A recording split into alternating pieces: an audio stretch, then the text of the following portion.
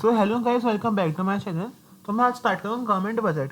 ये 6 मार्क्स का चैप्टर है क्लास 12 मैक्रो इकोनॉमिक्स का। तो चलो अब शुरू करते हैं। तो हम देखते हैं गवर्नमेंट बजट होता क्या है। तो गवर्नमेंट बजट एक एनुअल स्टेटमेंट होती है जिसमें हम एस्टिमेट्स करते हैं रिसीट एंड एक्सपेंडिचर एक फिस्कल ईयर की।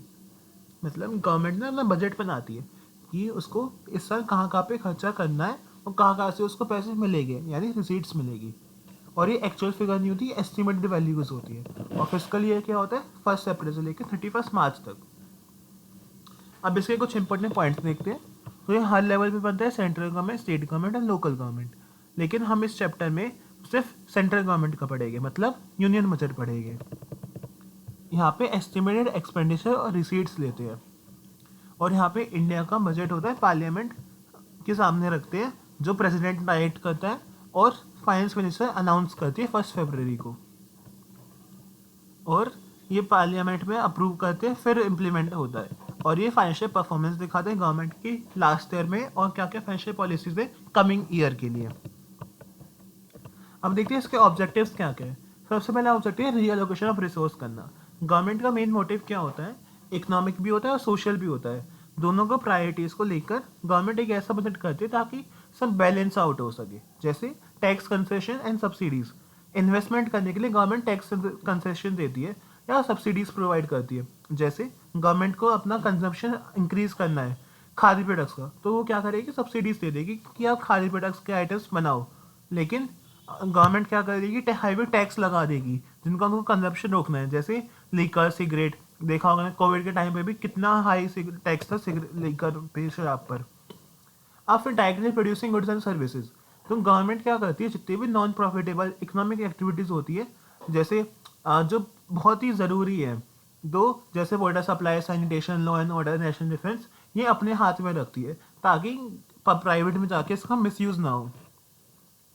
सेकेंड, रिड्यूस करना इनकम इनइक्वालिटीज। इनकम इनइक्वालिटी क्या होती है, जैसे कितनी भी आपकी इनकम है तो ऐसा ना हो कि कोई बहुत ज़्यादा गरीब है, कोई बहुत ज़्यादा अमीर है, एक बैलेंस होना चाहिए। इसके लिए क्या करती है गवर्नमेंट, जैसे फ्री एलपीजी कनेक्शन दे दिया या जो बीपीएल वाले हैं उनको फ्री राशन दे दिया। तो ऐसे इनकम का डिस्ट्रीब्यूशन अच्छा हो, सब इक्वल हो और सबका स्टैंडर्ड ऑफ लिविंग अच्छा बने। इकोनॉमिक स्टेबिलिटी करना, जैसे फ्लक्चुएशंस होती है ना, तो फ्लक्चुएशन कम से कम हो आपकी।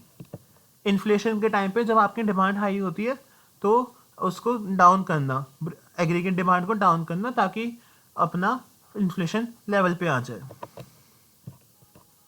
नेक्स्ट आता है मैनेजमेंट ऑफ पब्लिक एंटरप्राइजेस। अब गवर्नमेंट के पास पब्लिक एंटरप्राइज कितने सारे हैं, तो इनको मैनेज करना, इनके लिए सोशल वेलफेयर करना, पब्लिक को अच्छा गुड्स देना, ये सब चीज़ें भी आती है।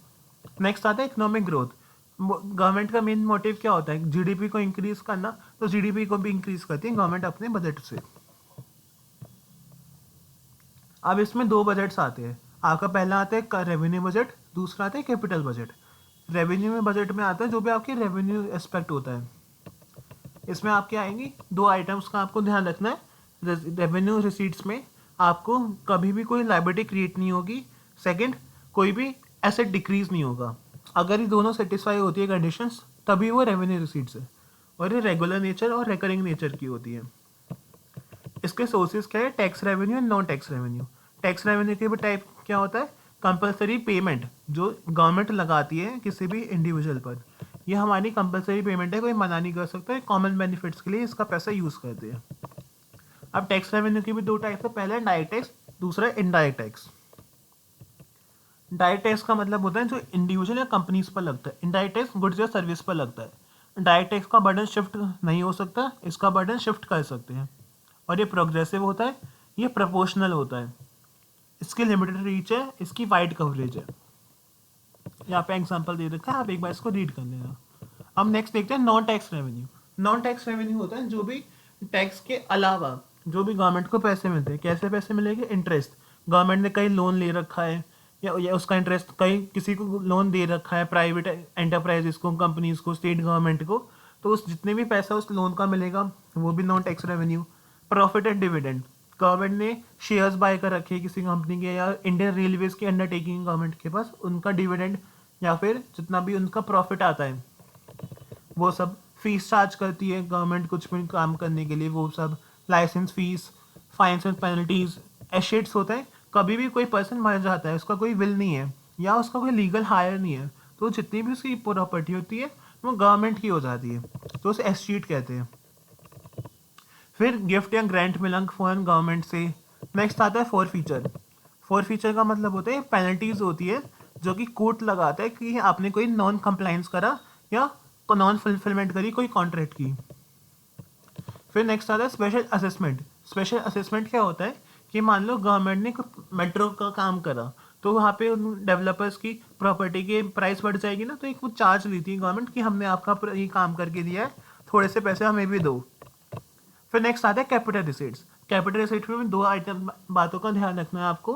पहला आइटम है कि या तो एक लाइबिलिटी क्रिएट करती है या तो एसेट को रिड्यूस करती है।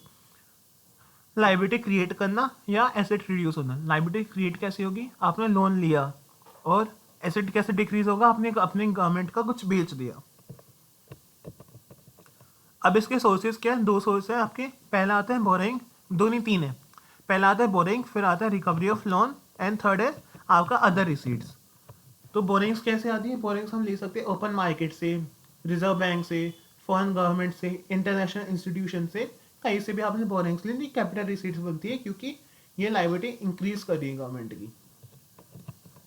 अब नेक्स्ट आता है रिकवरी ऑफ लोन। यहाँ पे इसका मतलब क्या होता है, जब हमने लोन का रीपेमेंट कर दी, अगर रीपेमेंट करोगे तो आप एसेट रिड्यूस हो गए ना आपके। नेक्स्ट आता है अदर रिसीट्स, डिसइन्वेस्टमेंट करना। अगर गवर्नमेंट ने अपने शेयर्स बेचे तो एसेट रिड्यूस हो गए, तो ये इसके अंदर आएगा। स्मॉल सेविंग्स होती है जो गवर्नमेंट की, वो कैपिटल रिसीट्स होती हैं। यहाँ पे एग्जांपल दे रखा है, आप एक बार इसको रीड कर लेना। अब नेक्स्ट देखते हैं revenue expenditure and capital expenditure. Revenue expenditure का मतलब होता है ये ना ही तो कोई एसेट क्रिएट करते हैं, ना ही तो रिडक्शन करेंगे लाइबिलिटी में, ये रेकरिंग नेचर के होते हैं, और इसमें नॉर्मल फंक्शनिंग होती है ना गवर्नमेंट की, वो सब चीज़ें आती हैं। इसके एग्जांपल क्या क्या हो गए, पेमेंट करना सैलरी का, पेंशन देना, इंटरेस्ट देना, या फिर हमने डिफेंस सर्विस है, हेल्थ सर्विस है, ये सब चीज़ें। अब एसेट क्रिएट कैसे नहीं होगा, अगर हमने पेमेंट कर दी सैलरी की, रेगुलर खर्चा है, एसेट कहाँ इंक्रीज हुआ आपका।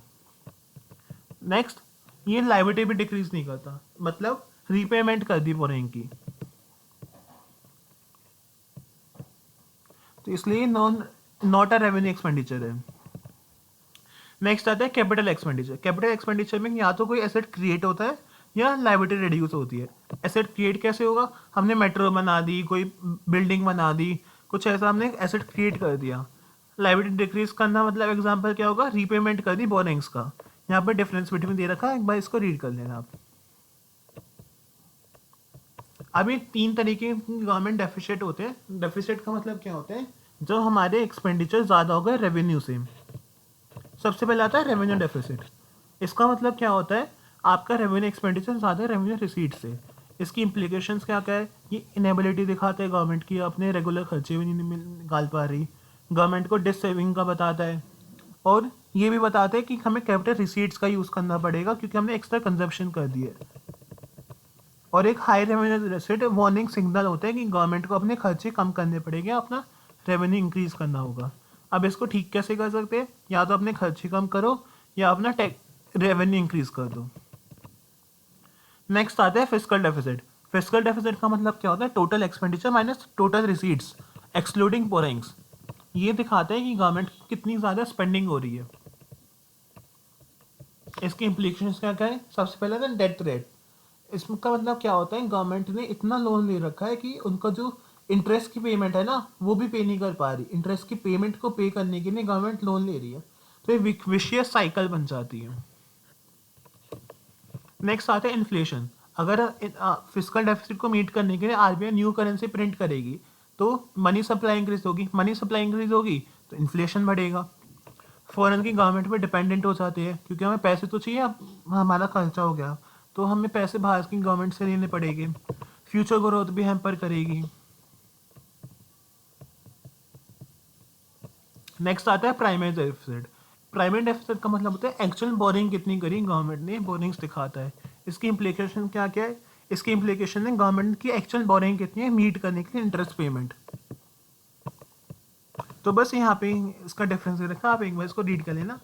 इसी के साथ आपका चैप्टर नंबर ये बजट भी ख़त्म होता है। कोई भी आपको डाउट लगे तो कमेंट सेक्शन में मुझसे पूछ लेना, मैं आपको रिप्लाई कर दूंगा। तो आज के लिए बस इतना ही। थैंक यू गाइस, वीडियो अच्छी लगे तो लाइक करके जाना।